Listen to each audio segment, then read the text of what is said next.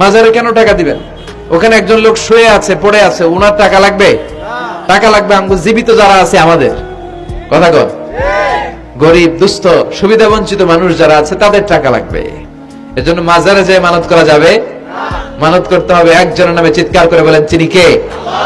আল্লাহ তুমি বুঝার তৌফিক দাও। দেখবেন মাজারে আবার মশারিও দিয়ে রাখে। যিনি শুয়ে আছে ওনার কি মশায় কামড়ায়? তো উনি যদি মশার কামড় থেকে নিজের বাঁচাইতে না পারে, উনি আমগরে বাঁচাবে কি? আবার দেখবেন অনেক ড্রাইভার মাজারের পাশ দিয়ে যখন যায় সে গাড়ি স্লো করে ফেলে। যদি জিজ্ঞেস করেন যে তুমি স্লো করলা কেন, সে বলে এখানে বাবার মাজার, বাবা অনেক গরম, গাড়ি উল্টায় দিবার পারে। আচ্ছা, গাড়ি উল্টালে কি হয়? দুর্ঘটনা হয়, মানুষ মারা যায়। যারা মানুষ মারে এরা কি বাবা নাকি ডাকাত? তো এ কেমন আল্লাহর ওলি, সে মানুষ মেরে ফেলে। আপনি একটু আকল খাটালে আপনি বুঝতে পারবেন যে এগুলোর সাথে ইসলামের কোনো সম্পর্ক